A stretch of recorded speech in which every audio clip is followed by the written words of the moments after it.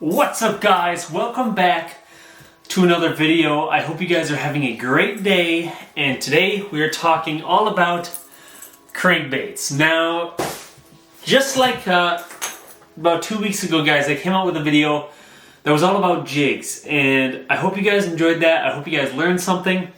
And today I'm pretty much doing the same thing, just switching it over to the crankbait sides of things. Now, just like jigs, there are so many different variations. I mean, we got flat sides, square bills, dive 2 series, and like everything in between.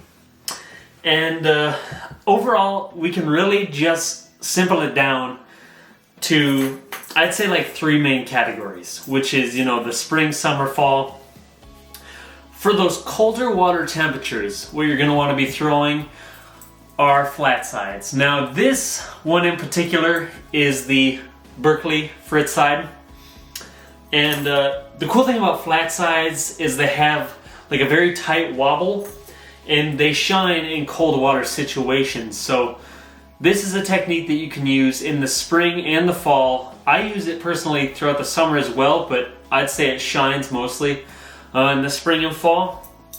Another example of this would be the this is a flat force, evergreen flat force, and Rapala also makes one, like Ott's Garage, and they all work. It's really just down to personal preference, but overall I would say it's a great like cold water, early spring, late fall crankbait.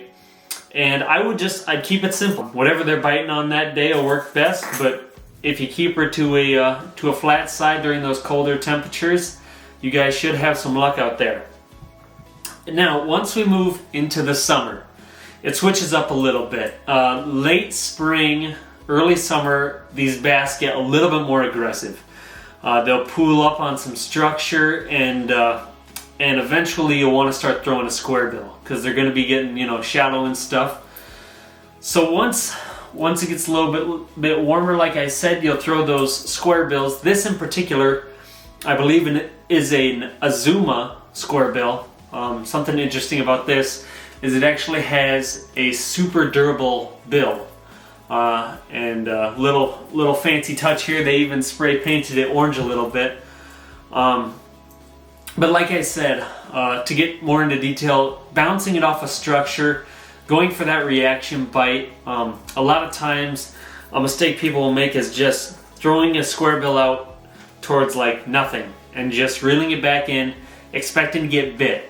But the trick is, you know, you got to be throwing it next to that structure, bouncing it off of stuff, going for that reaction bite, and that should be how you get most of your bites anyway. So like I said, keeping it in the same groups, you know, shad, crawfish, sunfish, just whatever they're biting that day will work best. And that should give you luck for that later spring, summer pattern. And also with that summer pattern, you're going to want to switch over to a Dives 2 series. And the Dives 2 is mostly for like offshore stuff, ledges, rock ledges, deeper brush piles, if you just want to, you know, skim the surface of those brush piles, which can be hard to find in a kayak with, you know, like no trolling motor and not great graphs. Yes, it can be difficult. However, it can be done, and it can be highly effective. You just find exactly what depth they're at. You know, you can go straight. This, for example, is a DT10, Rapala DT10.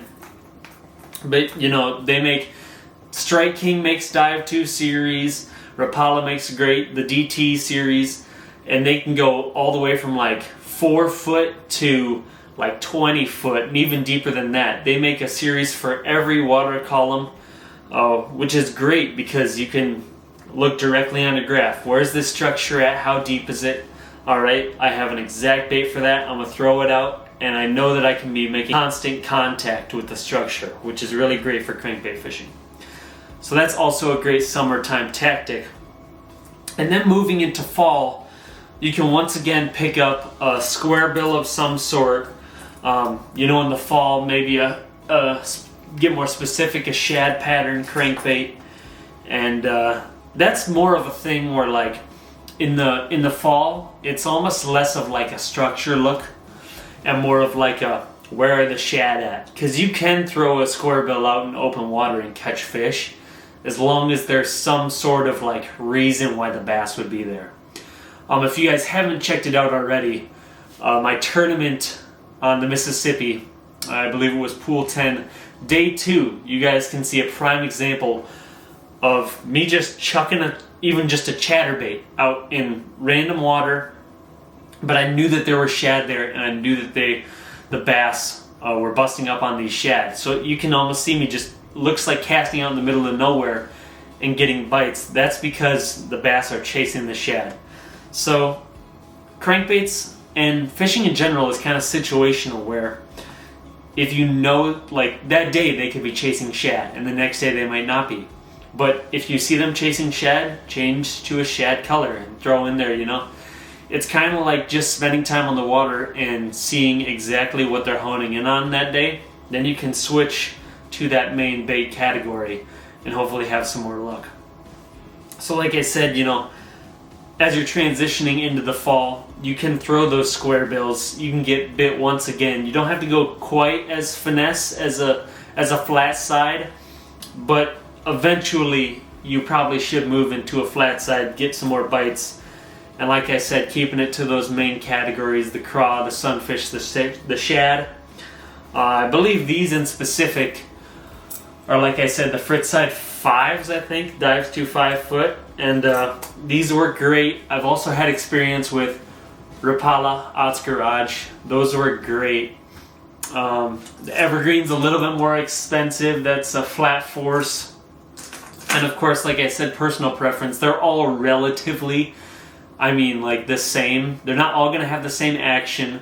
Of course, there's different price points, but overall, just switching into a more finesse presentation for those colder water temperatures will help you get bit a bunch more. As for the rod and reel, I kind of keep it speedy. I keep it with the 7-1-1 gear ratio reel, and that's mostly because like I'm in a kayak, so I'm fine with having to reel in slow. But then when you got the fish on, it's a lot better if you can, you know, start reeling in faster, getting those fish in the boat. And for the rod, a medium moderate rod.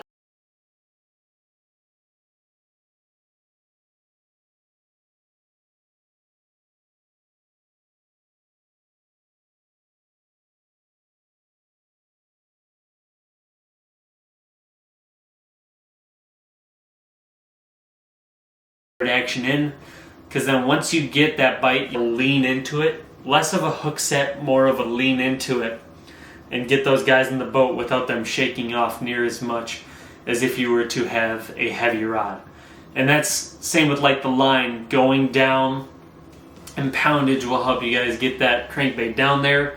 Of course, using fluorocarbon or even like monofilament, as long as you can get that crankbait down in the water to the right depth that it's supposed to run, you guys should have success with the crankbaits.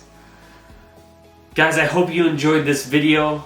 Once again, it's kind of like a new branch off series where I'm kind of going into depth and explaining some techniques that I use myself.